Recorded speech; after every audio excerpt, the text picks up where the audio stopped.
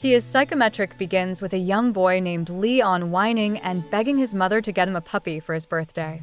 His mother initially refused to get him a puppy, citing the difficulty of keeping a pet in their apartment.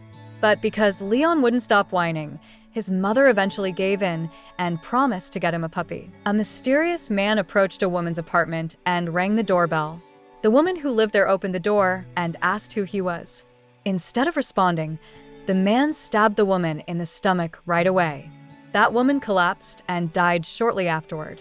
After killing her, the mysterious man murdered 3 other women in the same location. He organized their dead bodies and set the table as if the 4 women were having tea together. Then he went to the kitchen to cut the gas hose, insert a lighter into the microwave, and set the timer. After completing all of these tasks, he quietly left the apartment. Leon and his parents were leaving their apartment to go to the animal shelter to get the puppy that Leon requested. Meanwhile, the lighter that the mysterious murderer placed inside the microwave started a fire. The fire ignited the gas that had leaked in that room, resulting in a large explosion in the apartment. That explosion caused the elevator to stop working. Leon and his parents panicked because they were trapped inside the elevator. Other residents were leaving their apartments in an attempt to escape the fire. The situation in that location was becoming more tense when the second explosion occurred. Leon's father used his full strength to open the elevator door. When the elevator door finally opened, he grabbed a man's leg and asked him to save his son. Another man came to the location and assisted him in widening the elevator door. He assisted Leon in exiting the elevator and transporting him to a safer location. Unfortunately, the elevator cable snapped, causing the elevator that transported Leon's parents to plunge into freefall. Leon's parents died as a result of that incident. Outside the apartment building, police officers, firefighters, and healthcare workers began to arrive and work together to evacuate residents and extinguish fires. Leon and the man who saved him were still trapped inside the apartment building. That man became concerned when he saw Leon faint. He realized they needed to leave the building quickly before anything bad happened to them. Because they were surrounded by fire, the man finally decided to break the window glass, causing Leon to jump out. When they landed on a car, blood flowed from their head. People outside the apartment building screamed in horror as they saw them jump. Fortunately, both Leon and the man who saved him survived. That man's name was Sung-mo. 11 years had now passed. Leon had matured into a high school student. That afternoon, he stood before a mortuary freezer. When he touched the mortuary freezer with his hand, he had a vision in which the dead body was placed inside a body bag. Every time he touched another mortuary freezer door, a new vision appeared. Outside the room, 2 women were seen walking quickly. One of them was Ji-soo, an investigator from the police special investigation unit. She and her partner, Soo-yeon, a forensic pathologist, were discussing psychometry, which Leon possessed. Soo-yeon informed Ji-soo that Leon possessed psychometry ability. Leon had the ability to read people's memories and see their past whenever he touched them. Ji-soo hoped that Leon's abilities would help the police uncover criminal cases such as murder. Meanwhile, Sung-mo, the man who saved Leon and is now a special investigation unit prosecutor, was visiting a recently burned hospital. He and his team were searching for the person who had set fire to the building. Ji-soo and Leon examined the bodies of the victims killed in the hospital fire. Ji-soo instructed Leon to use his psychometry skills to help them with this case. When Leon touched a victim's head, room number 701 appeared in his vision. That room was filled with fire and smoke. He then felt another victim's head and saw a woman wearing a white shirt in his vision. When Leon, Ji-soo, and Soo-yeon were arguing, Sung-mo knocked on the door. They were surprised to learn that it was Sung-mo. Ji-soo then told Leon to go into hiding immediately. It appeared that Leon was not permitted to participate in the investigation. Sung-mo entered the mortuary to see if Sung-mo was present, but Ji-soo attempted to divert his attention.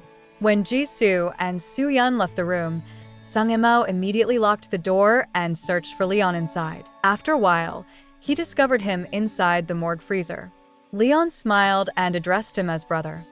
Apparently, after saving Leon from the fire, Sung-mo became Leon's legal guardian and adoptive brother.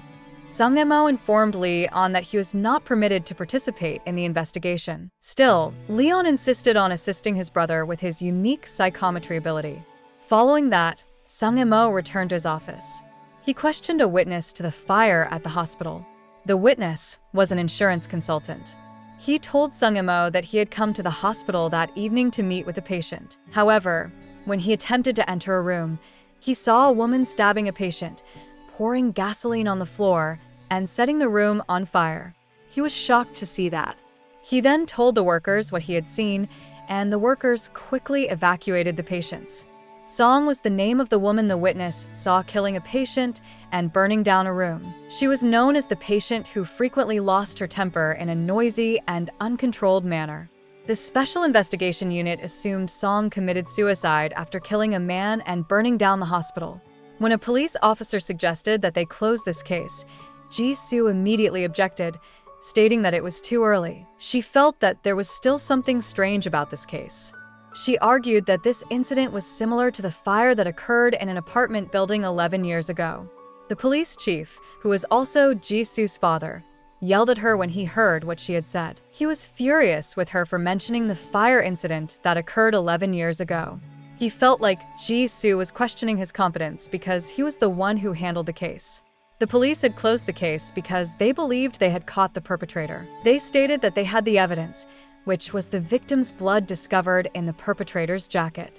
In another location, a woman dressed in black and wearing a mask emerged from a truck.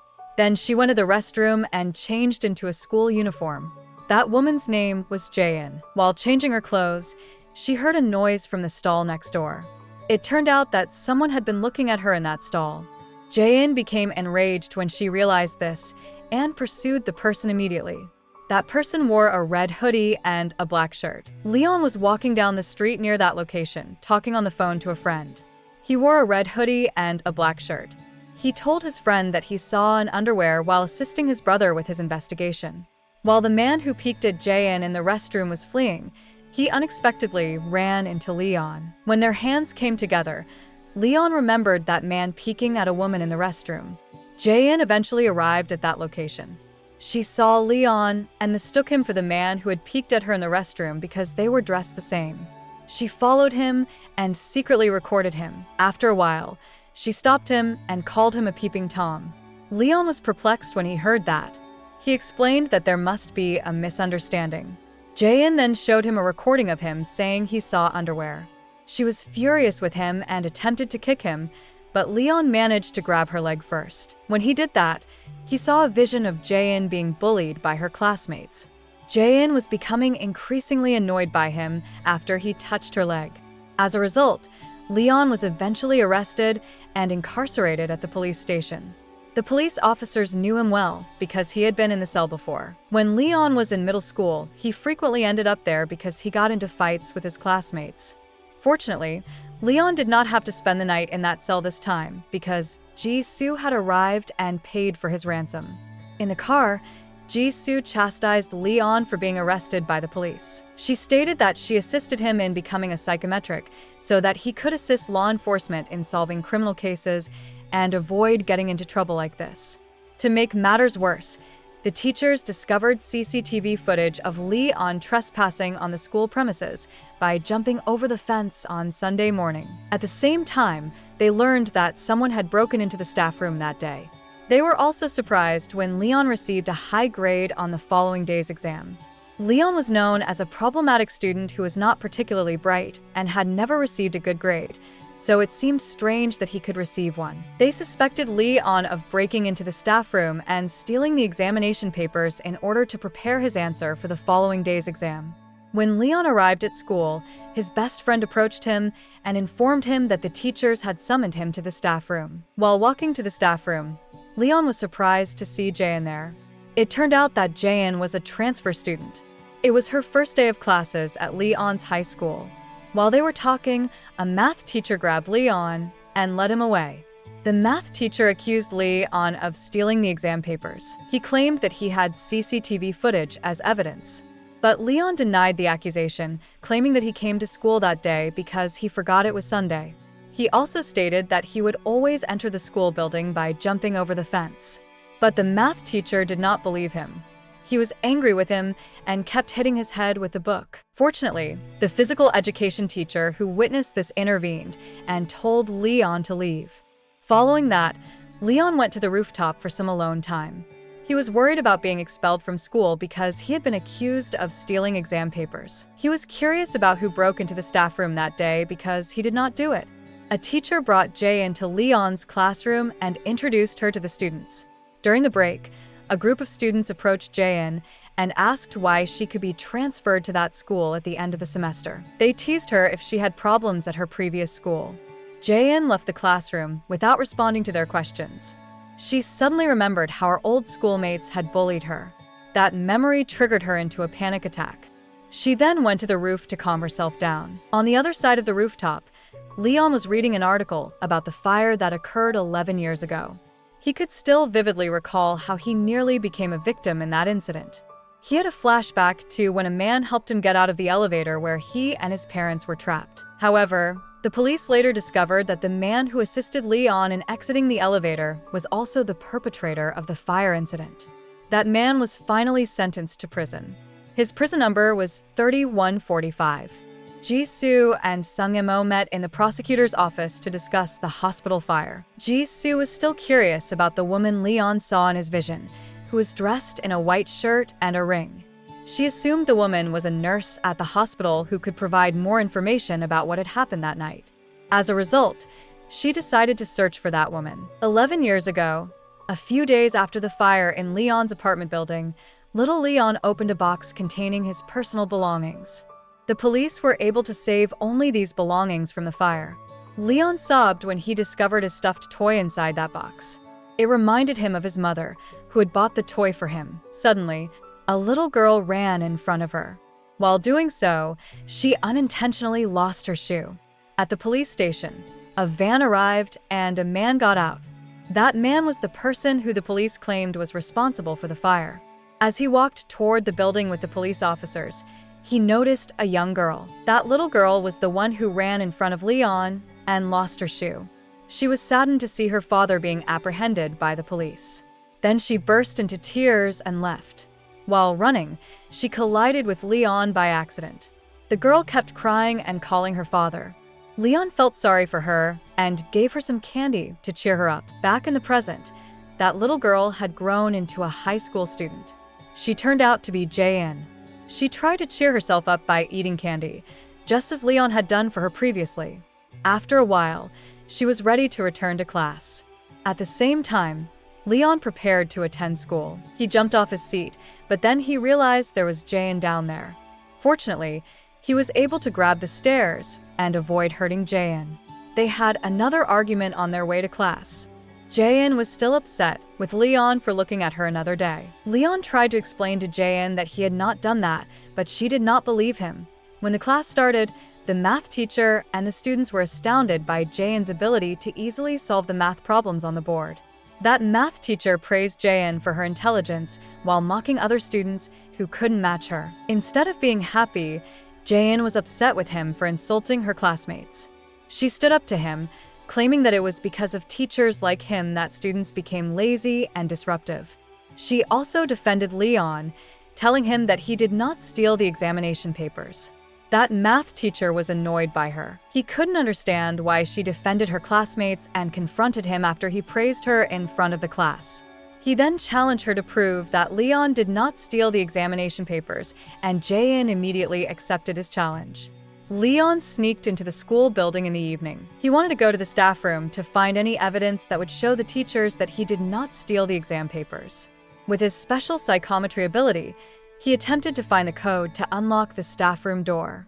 However, he was unable to accomplish this because his vision only showed two numbers, 6 and 2. Jayan unexpectedly arrived at that location. She sneaked into the school building hoping to find any evidence that Leon did not steal the exam papers. Because she had accepted the math teacher's challenge, she needed to find the proof quickly or risk being expelled from school. Then she pressed several numbers on the door lock and was finally able to open it. It turned out that the code was only two numbers, 6 and 2, but they had to enter them multiple times to unlock the door. Jae-in and Leon then began searching the staff room. They searched the documents, computers, and drawers for any evidence that could be used to prove Leon's innocence. When Jae-in opened a drawer, she discovered adult magazines that the teachers had confiscated. Leon attempted to grab the magazines, but accidentally touched something else. He had a vision of someone sneaking into that place with a yellow pencil case. That person was a student, but Leon could not see her face. Jae-in and Leon resumed their search of the room. While they were exploring, they heard the school's security guard approaching that room. As a result, they quickly left the room and hid behind a large mirror in the hallway. While they were hiding, Jae-in noticed that Leon's eyes were not the same as the one she had seen through the restroom hole the day before. She finally realized Leon was not the one who had looked at her. Leon suddenly drew Jae-in closer to him, hoping that the security guard would not notice them. When he grabbed her hand, the number 3145 appeared in his vision. Jae-in was surprised when Leon mentioned that number. When she asked him how he knew about that number, Leon gaslighted her by claiming that she had misheard him. When it was safe for them to leave their hiding place, Leon and Jae-in left the school building without finding anything. While returning home, Jae-in noticed that someone was following her. She pulled out her stun gun and prepared to attack the person when she turned her body. However, it turned out that the man who was following her was Sung-imo. Sung-imo then asked her to accompany him to the nearby convenience store. It was revealed that Sung-imo paid Jae-in's school tuition while her father was imprisoned. In that convenience store, Sung-imo informed Jae-in that he was now living across from her rented house. The next day, Leon informed his best friend that the person who had broken into the staff room was a girl carrying a yellow pencil case. He explained that he had a plan to find out who that girl was. Suddenly, he triggered the fire alarm. As expected, the students were exiting the school building when the alarm went off. Leon had waited for them outside the building, spreading his arms. He touched them one by one, hoping that his visions would reveal the yellow pencil case. However, instead of apprehending the perpetrator, he became overwhelmed and exhausted from touching so many people at the same time. He even fell to the ground and suffered a nosebleed. The physical education teacher approached and told him to stand up. Leon inquired whether he knew any students who had a yellow pencil case. When the teacher heard the question, he panicked and immediately covered his mouth. Suddenly, Leon saw a vision of the teacher approaching the student carrying the yellow pencil case. That student brought a pregnancy test with her.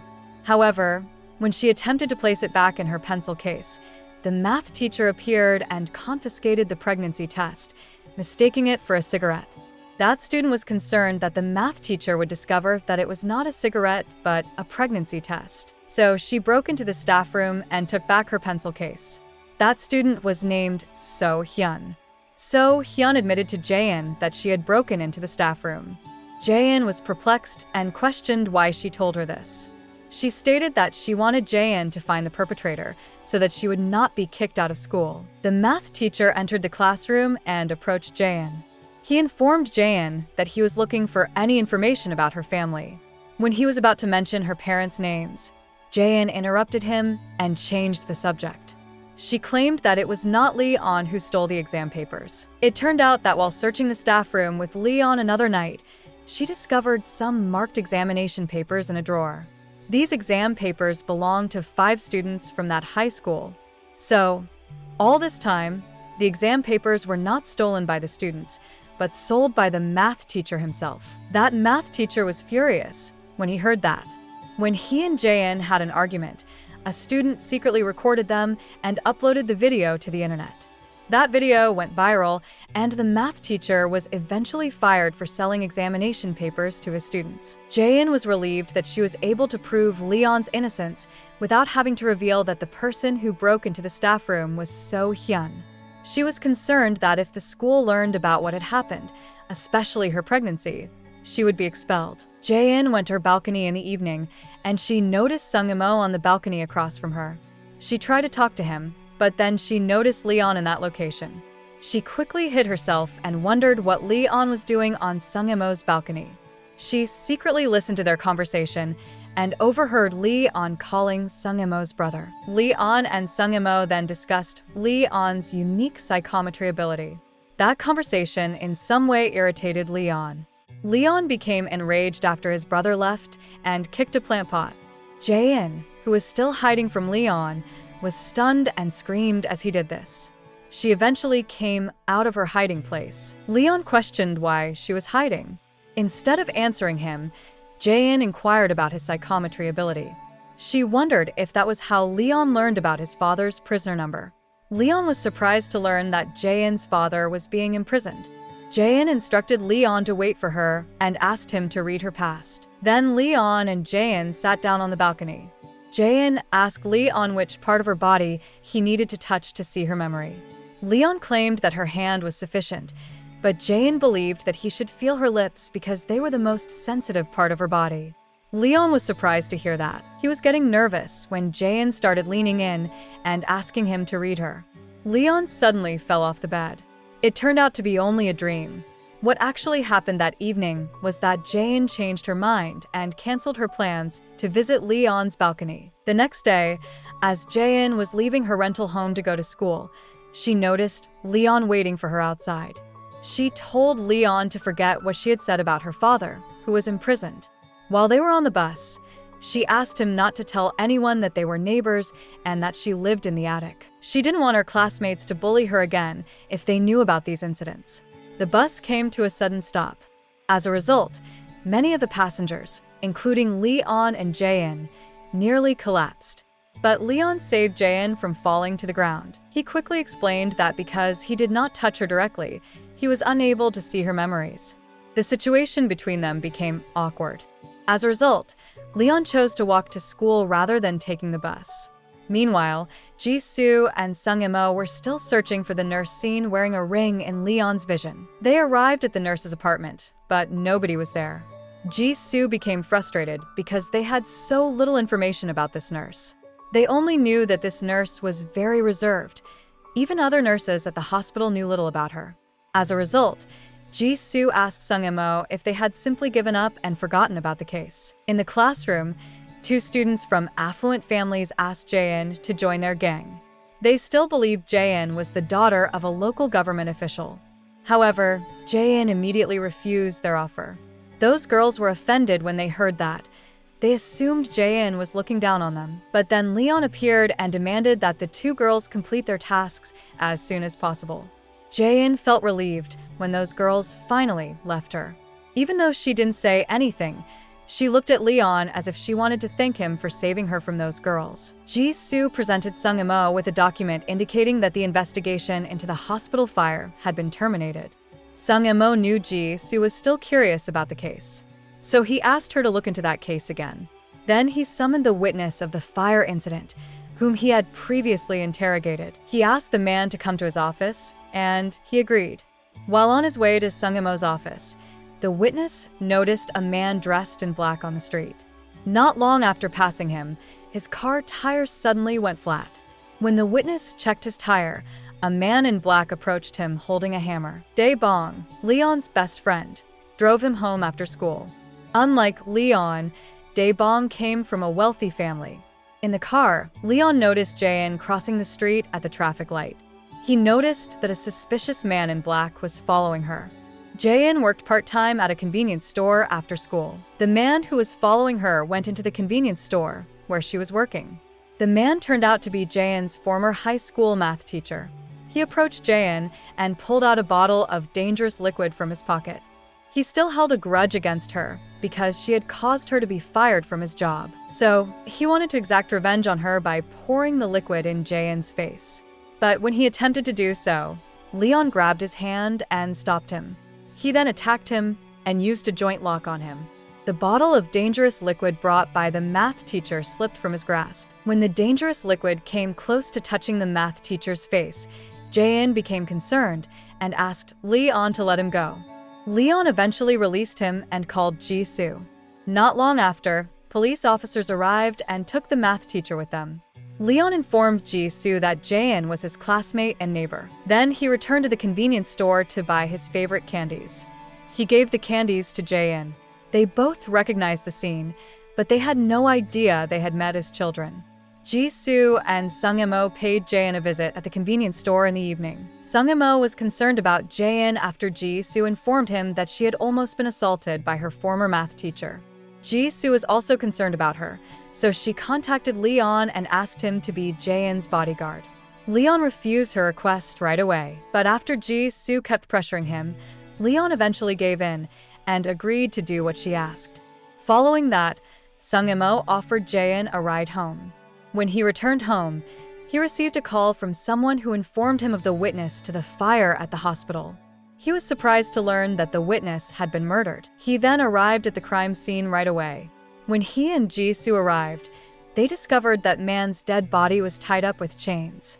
Sung-mo believed that the murderer had done this on purpose to challenge him.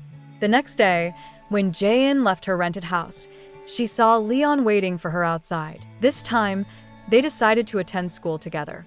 Jae-in quietly smiled as a result of this. She giggled again on the bus when she noticed Leon's messy hair.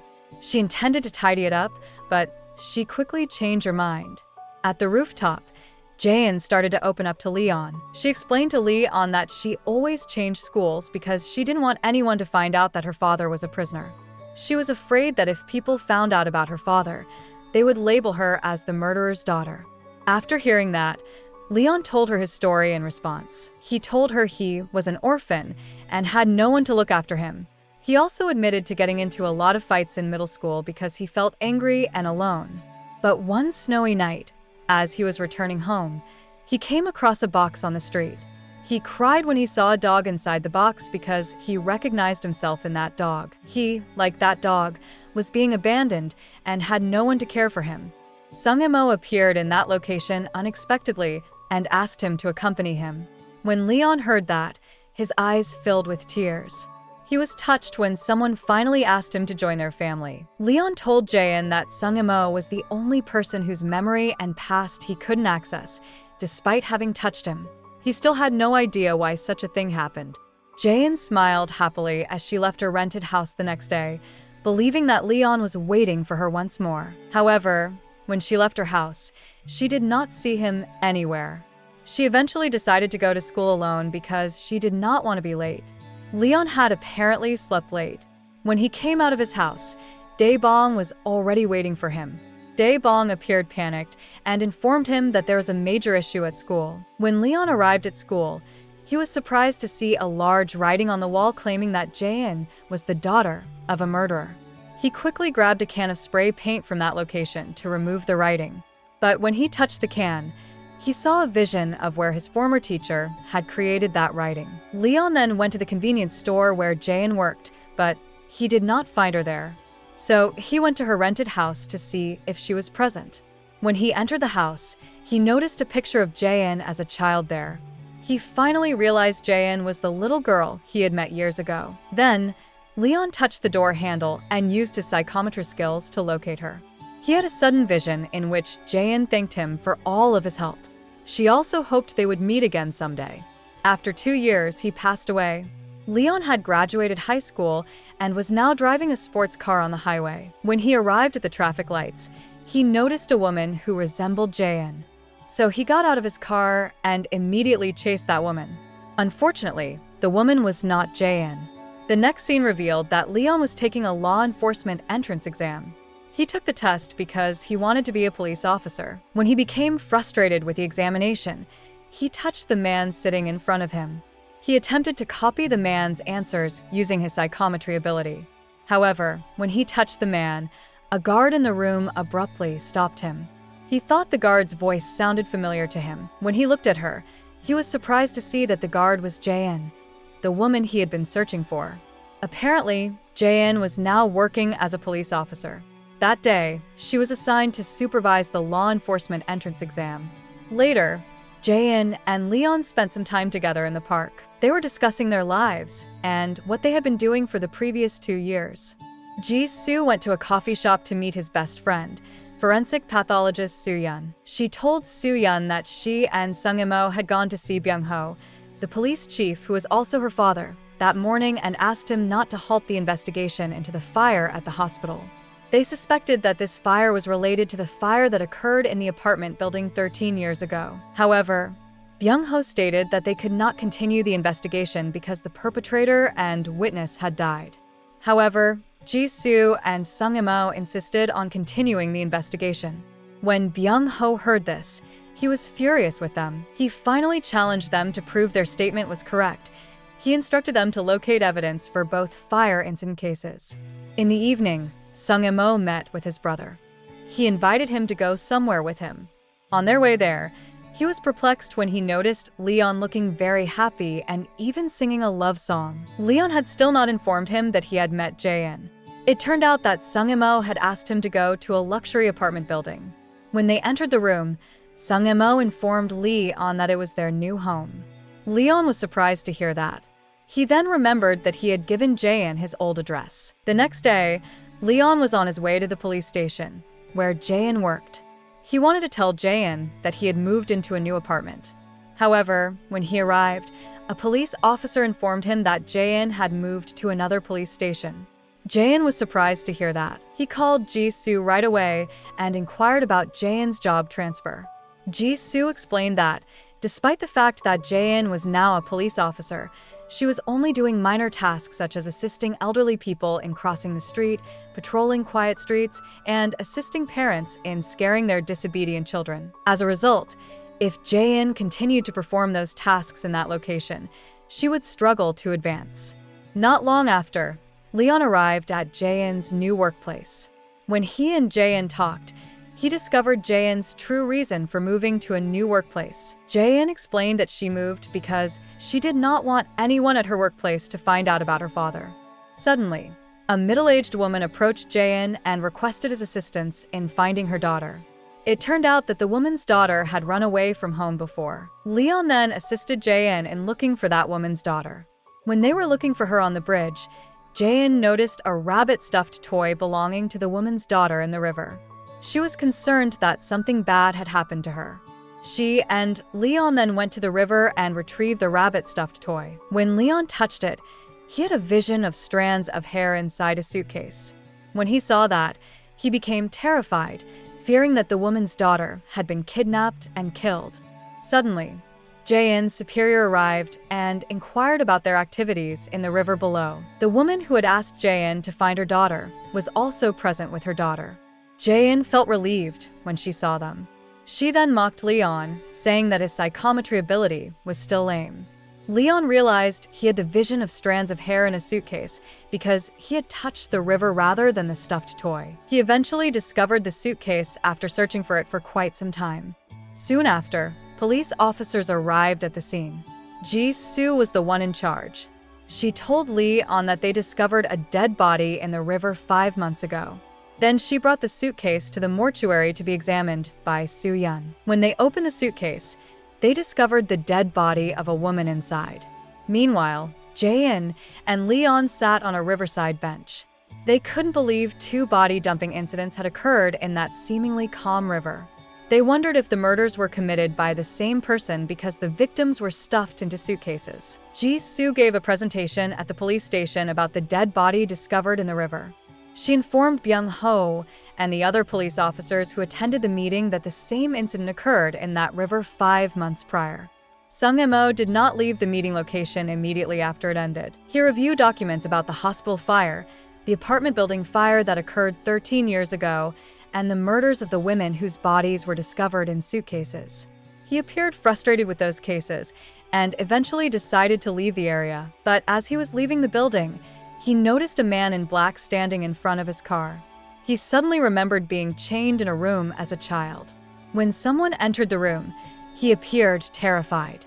Returning to the present, Sung-mo rushed to his car, but he couldn't find the man in black he had seen earlier. Jae-in and Leon were walking to Jae-in's workplace. When they arrived at the police station, they found Sung-mo waiting for them. There was a truck parked nearby.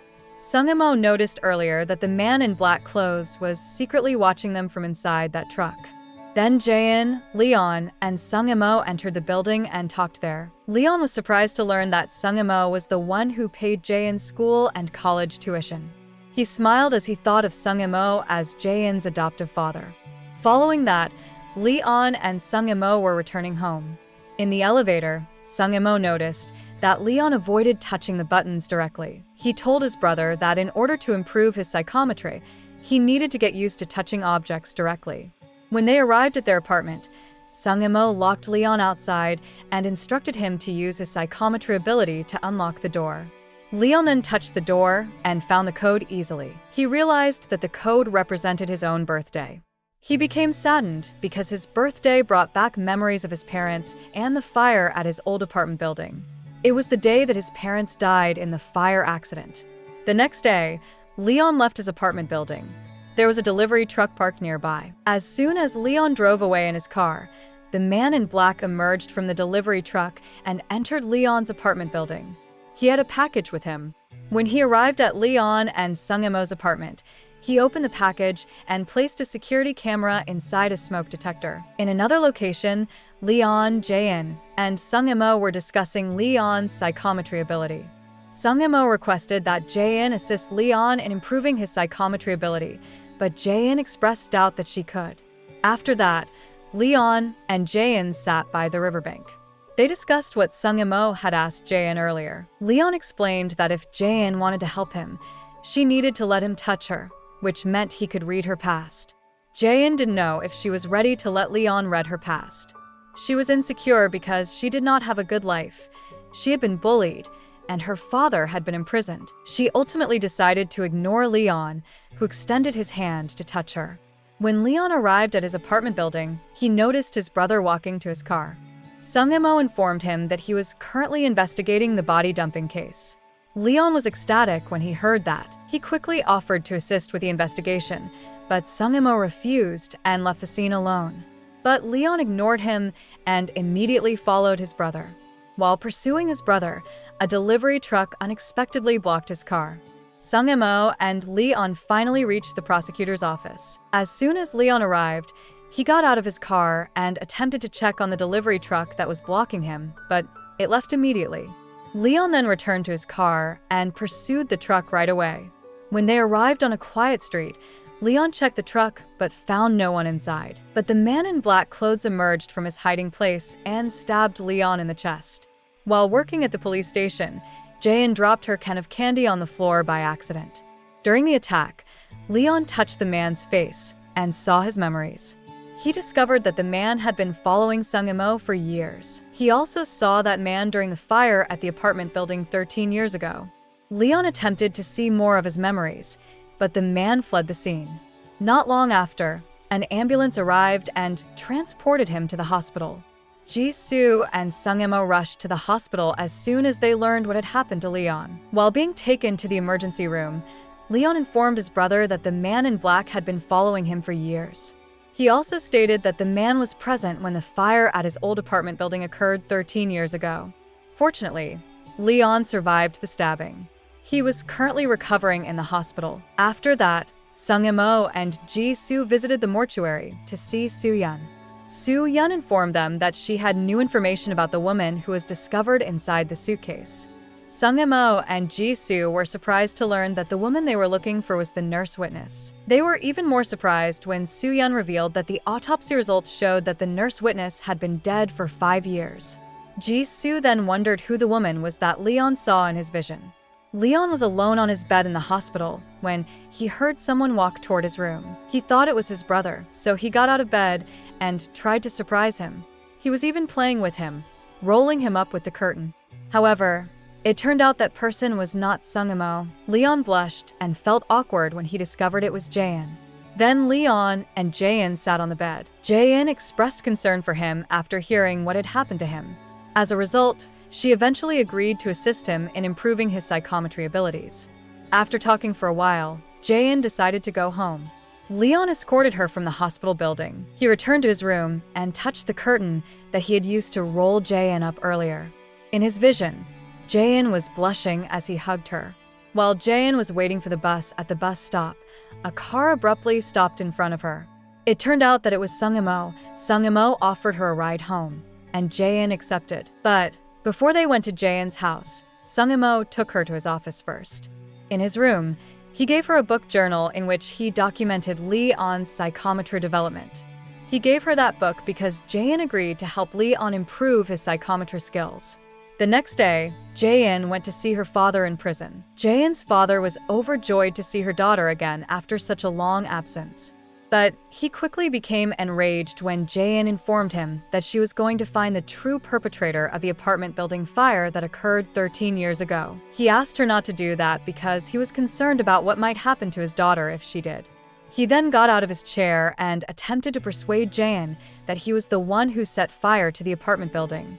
But Jae-in refused to believe it.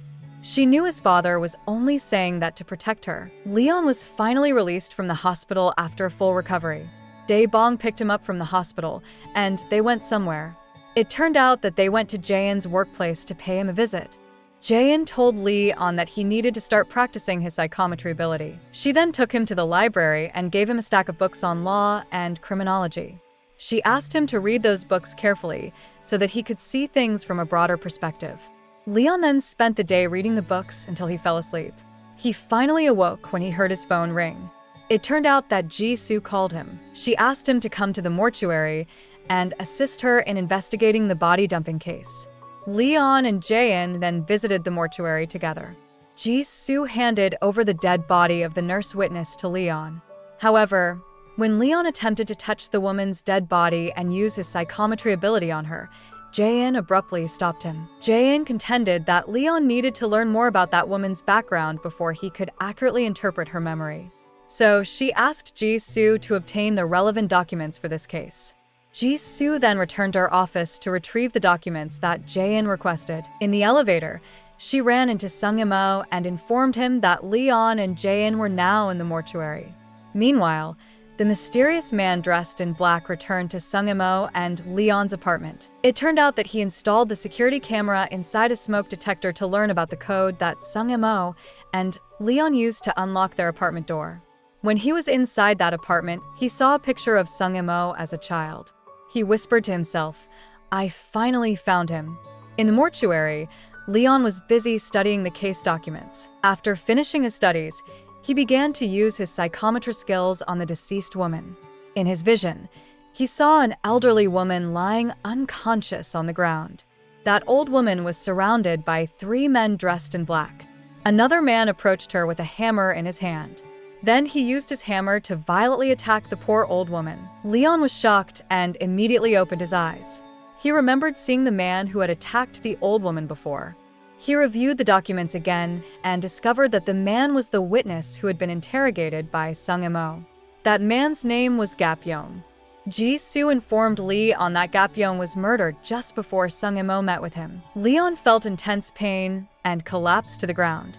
Ji-soo and Jae-in became alarmed when they saw him faint. Sung-mo, who had just entered the room, was also surprised by the situation. In his cell, Jae-in's father stared blankly out the window. He felt bad about yelling at his daughter another day. Then, he went to the bathroom to end his life. Leon regained consciousness in the morgue. He appeared to be running out of energy when he used his psychometry ability to read that woman's past. Based on the information they had gathered thus far, they concluded that someone had ordered Gap-yeong to murder the real nurse witness so that the fake nurse could enter the hospital. They then decided to pause their investigation for the night and resume it the next day. While sitting on the side of the road waiting for a taxi with Leon, Jae-in received a call from the prison. She was speechless when she learned that her father attempted suicide. Soon after, she had a panic attack. Leon had no idea what he needed to do to assist her, so he simply covered her with his jacket and hugged her. Following that, he and Jae-in went to the hospital where Jae-in's father was being treated. In the taxi, Jae-in was still wearing Leon's jacket. When they arrived at the hospital, Jae-in returned Leon's jacket, stating that she preferred to see her father alone. Jae-in then entered her father's room and discovered him lying weakly on the bed. Her father had attempted suicide but survived. He told Jae-in to leave, but Jae-in grabbed his hand and asked him to be strong and stay a little longer. Jae-in promised that she would prove he was innocent. After visiting her father, she returned to Leon and asked him to accompany her back home. She was thinking about a lot of different things that night. Leon finally arrived at his apartment. When he touched the door lock, he saw a vision of the man who had stabbed him earlier sneaking into his apartment. Leon was surprised to see that. He cautiously entered that apartment, keeping an eye out for that man. He wondered why that man had sneaked into his apartment. He checked every room in his apartment, including Sung-Emo's, but no one was there. After that, he approached the security guard and inquired whether anyone had broken into his apartment. The security guard admitted that he did not know, so Leon and his brother asked him to show them footage from the security camera in front of their apartment. However, when they checked, they discovered that the security camera installed in front of their apartment was broken. When they returned to their apartment, they discovered that the only thing missing was a picture of Sung-Emo and his mother. Sung-Emo then began to explain something to Leon. He stated that he had wanted to leave South Korea because a man was after him. He didn't say who that man was or what he expected from him. He admitted that he used to be so terrified of that man that he would kill him if he saw him again in his current life. In an abandoned warehouse, a middle-aged man wearing black clothes and a black cap looked at a photograph of Sung-Emo and his mother. Meanwhile, Ji-soo came to the police station to speak with Jae-in. She stated that Sung-Emo told her about Jae-in's father. Jae-in then began telling her about what had happened. She stated that 13 years ago, her father was investigating a fire at the apartment building. However, her father was accused of being the perpetrator after police discovered the victim's blood in his jacket. Jae-in stated that she intended to ask Leon to assist her in discovering the truth through his psychometry abilities. At home, Leon noticed his brother taking medicine and inquired about it. Sung-Emo stated that he was only taking aspirin to relieve his headache. After that, he left the apartment for his office. But when he arrived in front of the elevator, he abruptly canceled his plan to enter it and returned to his apartment. Surprisingly, he approached the smoke alarm in front of his apartment and spoke with the mysterious man. That man was watching him on his phone from his current location. Sung-Emo looked into that man's eyes and said he knew what he wanted. As if Sung-Emo could hear him, the man responded that one of them must die.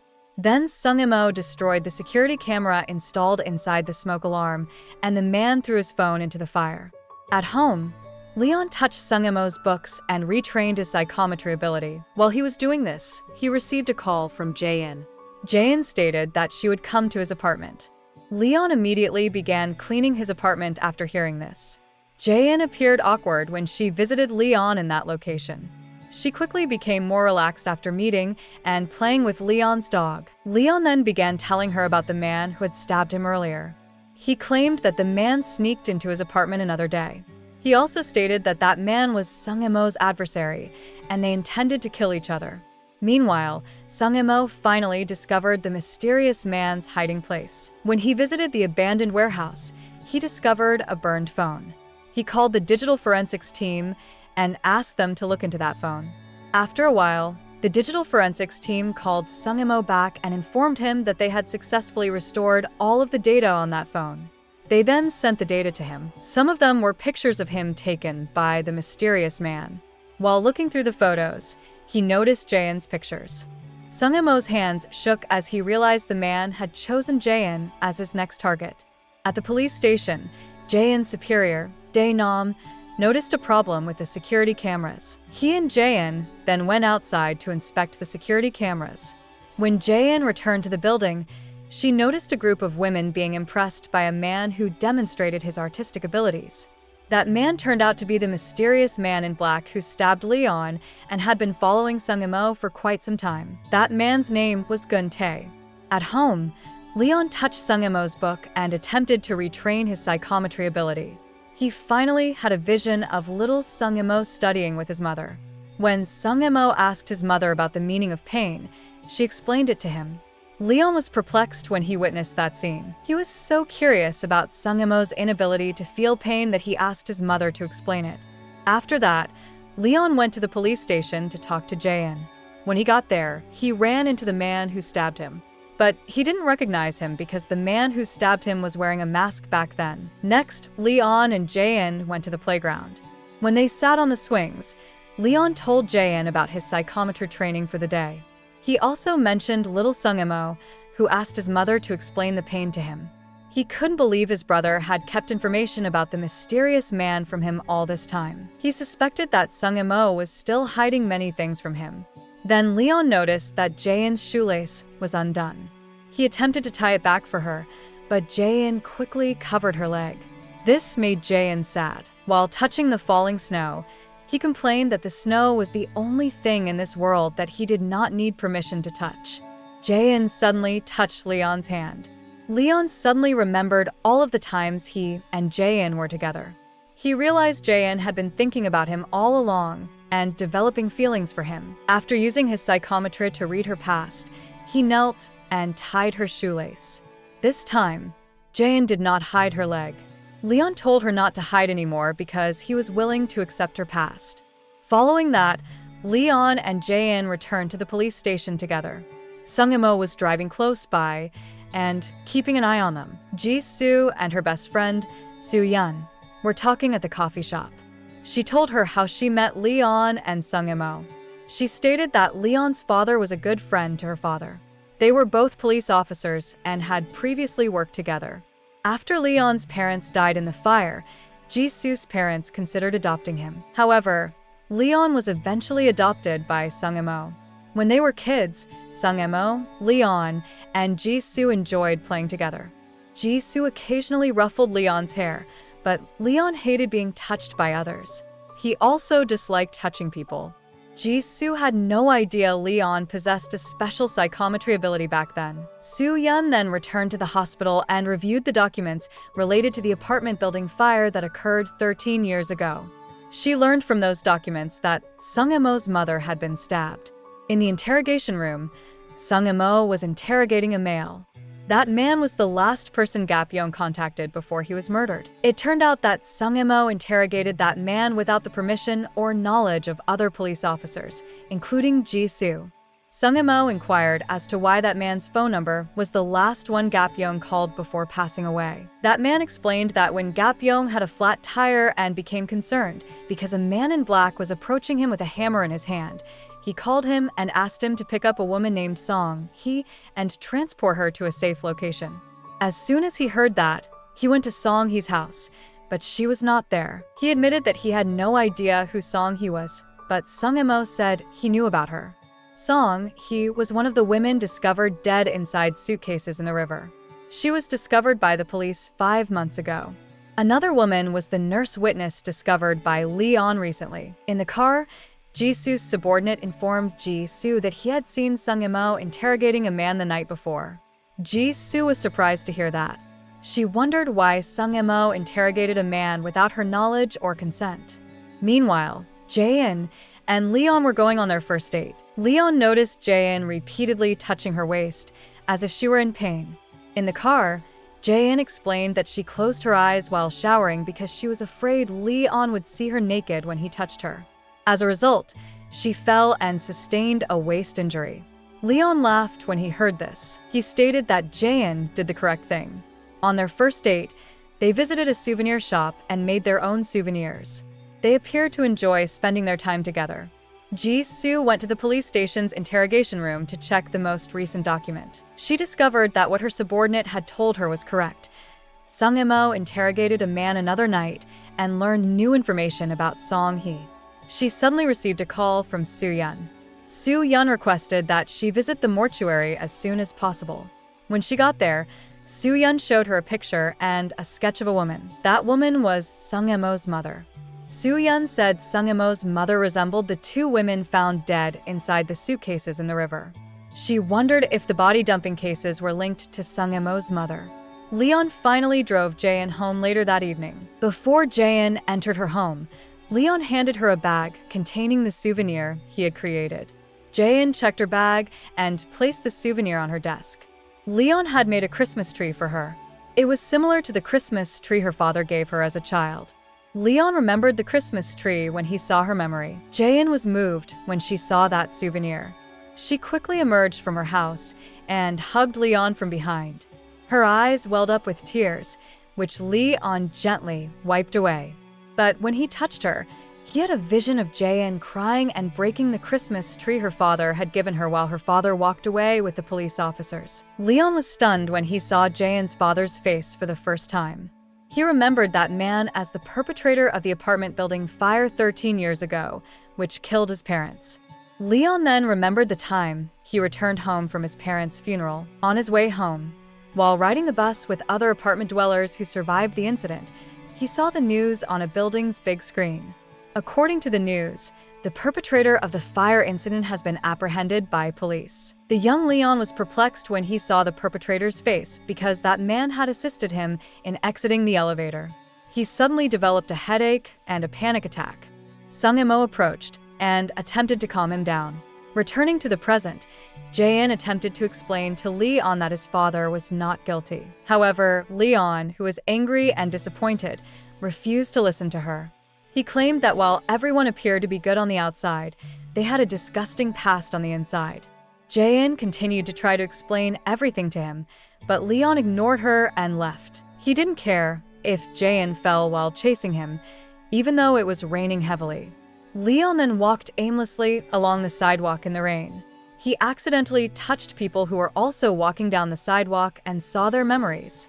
It made him even angrier because he saw their disgusting pasts in his visions. Jae-in finally got up and went back home. She was still sad because Leon was angry with her. Leon continued his aimless wandering until he arrived at a bridge. He cried because everything was overwhelming for him. He suddenly felt intense pain in his chest. He screamed as loudly as he could until he collapsed on his knees, sobbing alone. Ji-soo and a woman met in a coffee shop. That woman informed her that Sung-mo was about to meet a woman named Song-hee. But Ji-soo said it was impossible because Song-hee had died. She claimed Song-hee was the woman discovered dead inside the suitcase. She then showed the woman a picture of Sung-mo's mother. That woman stated that she was the woman whom Sung-mo was about to meet. Ji-soo was surprised to hear that. Sung-mo's mother's name was Eun-ju. Apparently, she was using Song-hee's name as her own. The next morning, Jae-in arrived at her workplace. Her superior noticed that she did not look good that day. Jae-in stated that she was fine, despite the fact that she couldn't stop thinking about her fight with Leon and was feeling a little unwell. Dae-bong eventually arrived at that location. He inquired with Jae-in as to where Leon was, as he had been unable to contact him since yesterday. He suspected that Leon and Jae-in were fighting. While patrolling the street, Jae-in unexpectedly fell off her motorcycle because her mind was elsewhere. She injured her leg as a result of the accident. A man assisted her in getting up, and she returned to her office. While visiting his parents' graves, Leon suddenly remembered the time he spent with Jae-in. Even though he despised Jae-in for lying to him and having a father who murdered his parents, he couldn't convince himself that he missed and loved her. He knew it wasn't Jae-in's fault, but he had no idea what to do because he despised her father. In the evening, he returned to his old apartment building where the fire that killed his parents occurred. That building had been renovated and is now used as an apartment. He entered the elevator and pressed the button there. He touched that location and attempted to use his psychometry ability, but he had no vision. He suddenly saw Jae-in in that location. He was taken aback and immediately sought refuge. It turned out that Jae-in had also visited the floor he was on. When she looked around that place, she appeared sad. Not long after, she returned to the ground floor and left the building. Leon followed her immediately. He noticed her walking with a limp. Jae-in suddenly stopped walking and sobbed. Leon felt bad and guilty after seeing her like that. He kept following her until she arrived home safely. After that, Leon returned to his apartment. Shortly after arriving, he heard the doorbell ring. Dae-bong went to that location to check on him. Leon then began to share his heart with his best friend. He expressed his love for Jae-in and even promised to make good memories with her. But rather than making her happy, he hurt and saddened her. In her room, Jae-in received a call from Ji-soo. Ji-soo asked if she knew where Sung-mo was. Jae-in then told her about the fight she had with Leon. She couldn't understand why Sung-mo had introduced her to Leon in the first place if things had turned out this way. She then remembered meeting Sung-mo that morning. Sung-mo informed her that he knew her father was not guilty, but he asked her to be patient because they were going to reveal the truth soon. He also stated that he would go somewhere to find the true perpetrator of the fire incident. After hanging up, Jae-in left her office and went to Leon's apartment. But on her way there, she met Gun-tae. As a result, she dropped her phone by accident. Ji-soo called Leon and informed him that Sung-mo might be looking for his mother right now. She claimed that Sung-emo's mother was still alive and had been using a fake identity all along. She used the identities of the women discovered dead inside the suitcases. She assumed that Sung-emo's mother had murdered those women so that she could use their identities. She also persuaded Lee on that Jaehyun's father was not the true perpetrator of the fire at his former apartment building. After hearing that, Leon went to the police station to speak with Jaehyun. However, when he arrived, he found no one there. He attempted to call Jaehyun, but heard her phone ringing in that location. He touched the phone and used his psychometry ability to figure out what happened. In his vision, he saw Gun-tae running into Jaehyun and kidnapping her. Jaehyun was found unconscious in a long box with his hands tied and his leg chained to it. When she awoke from her dream, she noticed Gun-tae approaching her. She was surprised to find herself there. She suddenly remembered what had happened before she was taken there. After leaving her office, she met Gun-tae on the street. Gun-tae unexpectedly grabbed her and immediately covered her mouth and nose, rendering her unconscious. After that, he took her to that location. Jaehyun realized that Gun-tae was the one who stabbed Leon back then. Gun-tae then removed a hammer from his bag. Jaehyun was terrified when she saw that. Gun-tae used that hammer to drive in a large nail and chain Jaehyun's other leg. Meanwhile, Leon was walking down an alley, attempting to locate Jaehyun using his psychometry ability. He touched all of the doors, gates, walls, and objects in the area in search of any clues as to where Gun-tae took her. He spent the entire night doing this and refused to stop until he found his girlfriend. Police officers had also been dispatched to find Jaehyun. Ji-soo did not join them because she was aboard the ship and on her way to find Sung-emo. So she could only keep track of the search by communicating with her subordinate. The police had blocked the city's roads and checked all passing cars. Gun-tae was in one of those cars. He'd left Jaehyun in the abandoned building. The police officers stopped him and examined his vehicle. After they found nothing suspicious, they let that man go. They didn't realize Gun-tae was the one who kidnapped Jaehyun because they didn't know his face. However, soon after Gun-tae left, Ji-soo's subordinate received Gun-tae's picture. He was taken aback when he saw this and told his coworkers to track him down right away. Meanwhile, Jaehyun was struggling to save herself as water filled her box. Gun-tae attempted to kill her by drowning her there. She tried desperately to save herself, but her hands and legs were bound and chained. Fortunately, Leon discovered a clue when he touched the door of a warehouse. In his vision, he saw Gun-tae leading Jaehyun to an abandoned building. He panicked when he saw Jaehyun tied in a box and nearly drowning. He then rushed to that location and immediately assisted Jaehyun. When he arrived, Jaehyun was already unconscious as a result of his prolonged immersion in water. Leon called an ambulance right away, and they took her to the hospital. Meanwhile, police officers were unable to apprehend Gun-tae because he fled before they arrived at the scene. They only found his car there. At the hospital, Jaehyun regained consciousness. When she opened her eyes, she saw Leon sleeping beside her. Her condition seemed to be improving as she was able to speak with Leon. Her relationship with Leon was also rekindled as a result of the incident. Leon apologized to her and explained that he had discovered that her father was not the true perpetrator of the fire incident at his old apartment building. The next day, Ji-soo returned to Seoul and went to see Jaehyun in the hospital. She stated that police officers were still trying to locate Gun-tae by tracing his fingerprints found on his car. Ji-soo, Leon, and Jaehyun began to realize that the entire case was about the fight between Sung-emo and Gun-tae. As a result, they needed to understand Sung-emo's history. They decided to find out where Sung-emo lived and what he did before moving into the apartment building that caught fire 13 years ago. They also intended to track down Eunju, Sung-emo's mother, in the hopes that she could provide an explanation for Sung-emo and Gun-tae's fight. Before leaving, Ji-soo apologized to Jaehyun for her father's arrest of an innocent person, such as Jaehyun's father. Jaehyun was eventually released from the hospital and returned to work. That day, Ji-soo arrived at the police station and announced that they would conduct their investigation there. It turned out that she had quit her team and decided to investigate the case on her own. Sung-emo was still taking a break from work, and Ji-soo had no idea where he was, so she didn't have anyone on her side at work. Jaein and Leon are the only ones who are currently assisting her with the investigation. Ji-soo learned that before Sung Yim-oh and his mother moved to Leon's old apartment building, they frequently moved from one location to another.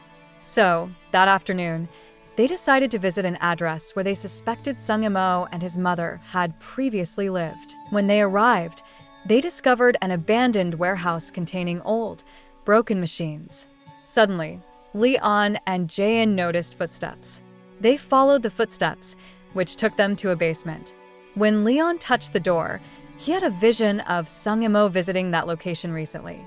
Outside the building, Ji-soo received a call from Soo-yeon. Soo-yeon informed her that they discovered new information after analyzing Gun Tae's fingerprints. She said there was an old case involving Gun Tae's fingerprints. Gun Tae allegedly abducted a woman and a child and held them captive in a basement for 9 years. When Leon touched a cupboard in the basement, he had a vision of a young boy running. His mother was behind him, telling him to leave that place. The young boy's name was Sung Yim-oh. That basement was where Gun Tae imprisoned Sung Yim-oh and his mother for 9 years. When Leon and Jaein looked around, they discovered a prison down there. Ji-soo arrived at the location shortly thereafter. She told them what Soo-yeon told her over the phone. Sung Yim-oh and his mother were held captive in that basement for 9 years. They then searched various rooms in that location for any clues. Leon used his psychometry ability to help him figure out what happened. When he touched the wall, he witnessed Eun-ju's past. Gun Tae allegedly kidnapped her when she was a small child. He was only a teenager back then. He held her captive there until she reached adulthood, became pregnant with their child, and gave birth to Sung Yim-oh. Ji-soo went to the police station and asked a police officer to give her documents from unsolved cases. After going through those documents, she came across one about a woman and a child being abducted. She discovered that police had halted the investigation into that case because the victims were unaware of the perpetrator's identity. When she saw the sketch of the perpetrator, she thought the man's face resembled Gun Tae's. In the basement, Leon continued to use his psychometry to see Eun-ju's past. In his vision, he saw her ask Gun Tae to give Sung Yim-oh some books so he could study. She was concerned about her son because he had never smiled or experienced any pain. She was afraid that Sung Yim-oh would become a heartless man like Gun Tae, who had an unhealthy obsession with someone and held them captive for years. Ji-soo returned to the abandoned warehouse and spoke with Jaein. The document she obtained from the police station revealed that Gun Tae had alexithymia, a condition in which the patient had difficulty identifying and expressing emotions. When Gun Tae met Eun-ju, he experienced love for the first time in his life. However, because he had difficulty expressing emotions, he was unsure how to express his feelings for her. He kidnapped her and kept her captive for years so that he could be the only one who had her. At the police station, Ji-soo and his team were discussing the case. Jaein's superior, Dae-nam, told Ji-soo that the police were aware that the perpetrator of the apartment building fire 13 years ago was not Jaein's father, but they chose to frame him for a reason. That apartment building was built by a construction company called YSS Construction, and the quality was extremely poor. When the fire occurred and destroyed the apartment building, YSS Construction used the situation to avoid responsibility.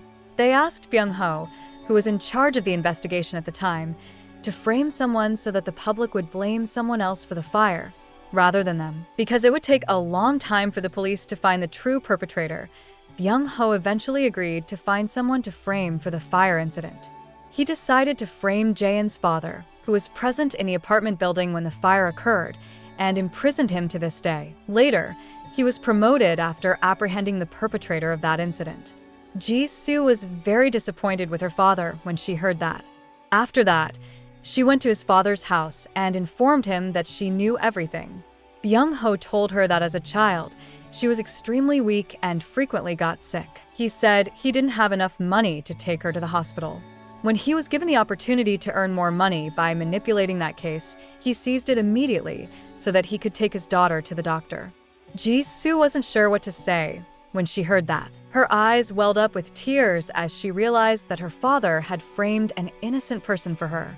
A woman was seen walking down the street during the middle of the night. That woman was Eun-ju, Sung Yim-oh's mother. She paused in front of a knife shop and stared at it. The next day, Leon and Jae-in reviewed a document about Gun-tae. After studying the document, they discovered that Gun-tae used to live in a train station as a child. They were perplexed when they read it because they couldn't understand how a child could live in a train station. They finally decided to go to the train station and find out what had happened. When they arrived, they discovered that the location had been abandoned and stopped working. They looked around, but there was nobody there. Suddenly, they came across a bag on a bench. They opened the bag and discovered chains and a photo of Sung-mo and Eun-ju inside. Leon assumed it was Gun-tae's bag. Shortly thereafter, a man dressed in black arrived. When Leon and Jae-in heard him approaching, they hid immediately. But then he came to a halt, turned around, and dashed away as quickly as possible. While running, he accidentally dropped a knife on the ground. Leon touched it and discovered that the person was not a man, but Sung-mo's mother. While attempting to flee, Eun-ju fell and collapsed. Jae-in, who was pursuing her, finally caught her. It turned out that Sung-mo was on the other side of the train station. He traveled to that location to meet Gun-tae. He was aware that his father was present because it was the location where Gun-tae was held captive. Gun-tae was reportedly kidnapped as a child and held captive in that abandoned train station. That is why he eventually became a heartless person who abducted and hurt others. After a while, Sung-mo discovered his father. He and Gun-tae then had a fight. Leon called Ji-soo while he was in the car. Leon informed her that the train station appeared to be divided into two parts and that Sung-mo was on the other side. Ji-soo then moved to the other side of the train station. After looking for a while, she noticed Gun-tae and Sung-mo fighting there. She took out her gun and aimed it at them right away. However, Gun-tae suddenly attacked Sung-mo with the leaked gas and stabbed Ji-soo in the stomach. He then ran away from that location. Sung-mo was shocked to see Ji-soo bleeding. He cried as Ji-soo gradually lost consciousness. Leon and Jae-in were soon informed that Ji-soo had been stabbed by Gun-tae. Leon was surprised to hear that. He stopped walking and returned to the train station. He spotted Gun-tae fleeing the train station and pursued him immediately. He chased them until he reached an abandoned tunnel. In that location, he eventually apprehended him and immediately beat him up. When he touched him, he had a vision of him calling Sung-mo's mother from the phone. Then he saw another vision in which Sung-mo drove a car and accompanied his mother. Gun-tae could be seen chasing them from behind. Returning to the present, police officers finally arrived in the abandoned tunnel and surrounded it. They apprehended Gun-tae and transported him to the police car. In the car, Gun-tae attempted to remove his handcuffs with a wire he had brought. Later, Jae-in became enraged when a police officer informed her that Gun-tae had fled. At the hospital, the doctor had just finished operating on Ji-soo. Unfortunately, Ji-soo was unable to be saved because her cut was too deep. Byung-ho was heartbroken when he heard that. The death of his daughter left him deeply saddened. Leon was also heartbroken when he learned Ji-soo had died. He sat on the floor, crying. After Ji-soo left, Byung-ho felt very empty and guilty.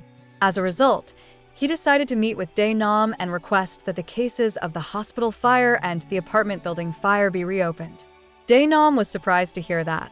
He warned Byung-ho that he would be arrested if they found out what had really happened, but Byung-ho said he no longer cared about it. Right now, all he wanted was to do the right thing for his daughter. In the interrogation room, Jae-in questioned Eun-ju. Eun-ju began telling her about her story. She stated that after she and Sung-mo fled the basement, they relocated to an apartment. Unfortunately, Gun-tae found them there. Consequently, Eun-ju and Sung-mo relocated.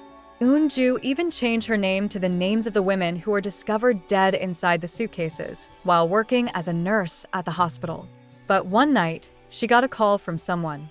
She was taken aback when she realized it was Gun-tae who called her. She had no idea how Gun-tae could find her phone number. She was even more shocked to learn that Gun-tae had murdered the women whose identities she used. On the phone, Gun-tae expressed his strong desire to see her. He threatened to kill all of the hospital's patients if she refused to meet with him. Eun-ju then had no choice but to confront that insane psychopath. But when she arrived at the hospital, she discovered that all of the patients had been killed by Gun-tae. After the interrogation, Jae-in allowed Eun-ju to leave the room. When Leon touched Eunju's hand, he saw a vision of Gun-tae talking to her. Gun-tae informed her that the person who burned down the apartment building 13 years ago was not him, but Sung-mo. Meanwhile, Gun-tae was visiting an old building after escaping from the police. His arm was wounded as a result of a police shooting. After hearing what Gun-tae had said in Eunju's memory, Leon exited the building for a moment to himself.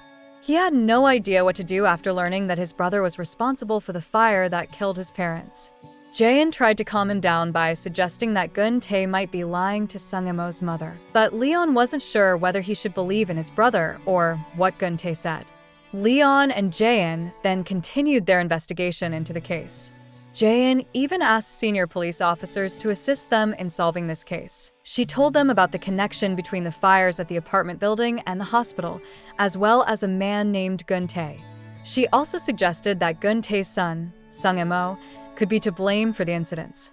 The police officers in that room were taken aback when they heard that. Following that, they continued their investigation. They checked all of the city's security cameras to find Sung-mo. After a while, they noticed him walking down the street in an area. They marked all of the places Sung-mo visited based on the footage from those security cameras. When Sung-mo visited a motel, Leon, Jae-in, and Dae-nam went there right away. However, when they arrived, Sung-mo had already left. Then Leon used his psychometry ability to try to locate his brother. When he touched a desk, he noticed Sung-mo in the room. Sung-mo looked at the map he had hung on the wall and marked some locations. Meanwhile, Jae-in and Dae-nam checked the trash bag for any trash that Sung-mo had thrown. They discovered a bottle of medicine that Sung-mo had thrown there and took it to be investigated further. Later, Leon informed Dae-nam and Jae-in about the locations marked by Sung-mo on the map he saw in his vision. Jae-in realized all of those places were abandoned buildings. They assumed Sung-mo wanted to go to those places because he believed Gun-tae was hiding there. After much deliberation, they decided to visit an abandoned hospital. They assumed Gun-tae was there because he needed medicine to treat his wound. When they arrived at the abandoned hospital, Leon used his psychometry skills to investigate what had happened. When he touched the door, he noticed Gun-tae there. Surprisingly, Sung-mo was also present. When Sung-mo saw Gun-tae, he attacked him immediately and injected anesthetic into his body. He then took that man with him and left the place. Leon, Jae-in, and Dae-nam tried to guess where Sung-mo took Gun-tae, but they had no idea. The next day, they continued their investigation. Soo-yeon investigated the bottle of medicine that Sung-mo threw in the trash bag and discovered that it was an anesthetic. She explained that Sung-mo had been consuming it all along. Leon was surprised to hear that. He suspected that Sung-mo had alexithymia because he rarely expressed emotion. However, it turned out that he took that medicine to prevent Leon from reading his past. Meanwhile, Sung-mo held Gun-tae captive in a room. Sung-mo told Gun-tae that he would keep him in the corner of the room until his arm wound became septic. However, Gun-tae stated that torturing him was pointless because he was unable to feel pain. Sung-mo then rose from his chair and announced that he would torture him until he felt pain. After that, he took him to the bathroom and repeatedly submerged his head in the bathtub. Sung-mo was relieved to see Gun-tae panicked because his respiratory tract had begun to hurt. Gun-tae stated that he could experience panic because shortness of breath differed from normal pain. At the police station, Jae-in and her team were still investigating the case. Sung-mo unexpectedly arrived at that location. Jae-in, Leon, and the other police officers were taken aback to see him there.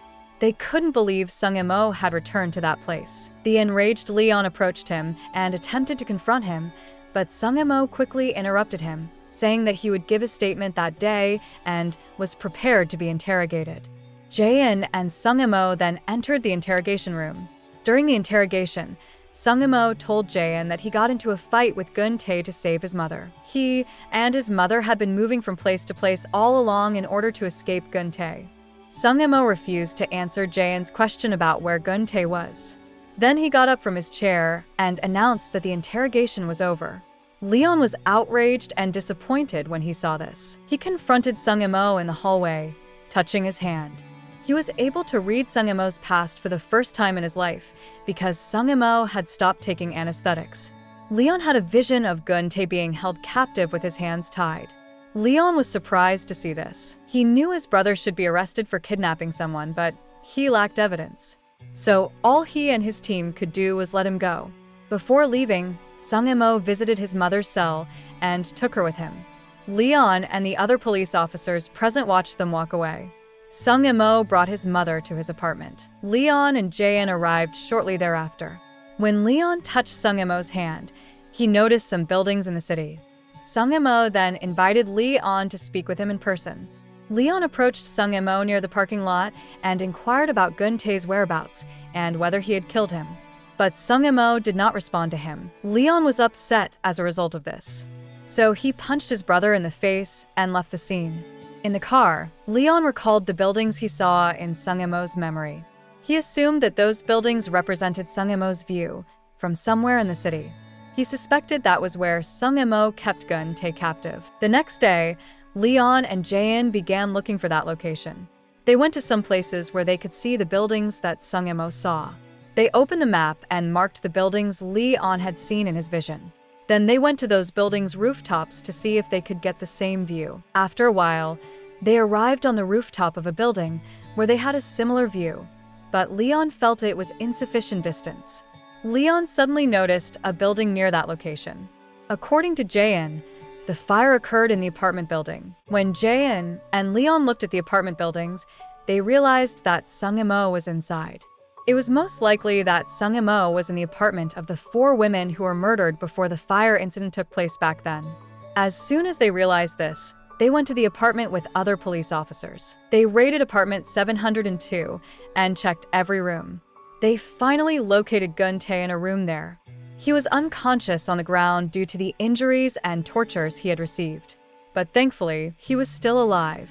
The medical team was quickly dispatched to the location and transported Gun-tae to the hospital. Leon accidentally touched the door on his way out of there. He suddenly had a vision of Sung-mo as a teenager. Sung-mo knew Gun-tae was going to come to their apartment with his mother. As a result, he asked his mother to leave first and assured her that he would take care of Gun-tae. After his mother left, he went to apartment 702. The women in that apartment were drinking tea together and invited Eun-ju to join them. However, Sung-mo stated that his mother was unable to attend, so he came to represent her. Soon after, Gun-tae arrived at the apartment building. Sung-mo noticed him walking past him towards his apartment. However, when Gun-tae arrived at Sung-mo's apartment, he did not find Eun-ju there. He then left his suitcase behind and left the location. When Sung-mo concluded that the situation was safe, he returned to his apartment and discovered the suitcase that Gun-tae had left there. He opened the suitcase and discovered a burned body, lighters, and a knife inside. He also discovered a wallet, which contained Eun-ju's identity card. Sung-mo realized Gun-tae's plan to kidnap Eun-ju and set fire to the apartment building. He prepared the burned body and Eun-ju's identity card so that the police would misidentify the woman in the suitcase as Eun-ju when they investigated the fire incident in the area. Once the police believed Eun-ju had died, they stopped looking for her. When Sung-mo realized his father's plan, he returned to apartment 702 and murdered all of the women there. Then, he put a lighter in the microwave, causing the apartment building to catch fire. He believed that by carrying out Gun-tae's plan, his mother would be safe from Gun-tae. Returning to the present, Leon collapsed to the ground as he recalled all of his memories. These dark memories were so overwhelming and traumatic for him that he lost consciousness. Jae-in became alarmed when she saw him lying unconscious on the ground. Fortunately, she was able to assist him in waking up from his unconscious state. When Leon awoke, he told Jae-in that it was true that Sung-mo had set fire to the apartment building. He also told her about what he had just seen. He suddenly realized that Sung-mo was still in the apartment building. So, he quickly stood up and searched for him. He finally found him in a room where they had previously jumped out of a window to escape the fire. He noticed his brother standing in front of the window there. With tears streaming down his cheeks, Sung-mo apologized to Leon for murdering his parents. He claimed that he could commit all of these heinous murders because he was the son of a cold psychopath like Gun-tae. However, he admitted that he began to feel human after meeting Leon. He could feel emotions and felt awfully guilty about everything he had done. Not long after, Jae-in entered the room. Sung-mo also apologized to her for causing her and her father to suffer as a result of his actions. Jae-in slowly approached him and asked him to turn himself in. Sung-mo obeyed her command and showed that his hands were handcuffed. With that completed, the case was finally resolved. In the interrogation room, Sung-mo finally confessed to all of his crimes. For all of these crimes, he was sentenced to 13 years in prison. Meanwhile, Gun-tae was sentenced to death for kidnapping Eun-ju and Sung-mo for 9 years and murdering 2 women whose bodies were discovered in the suitcases. Gun-tae appeared to have no regrets or feelings of guilt for what he had done. Meanwhile, Jae-in and Leon were relieved that they had finally solved the cases. They may have had a dark past that they could not change, but they chose to live a better life because they have a bright future ahead of them.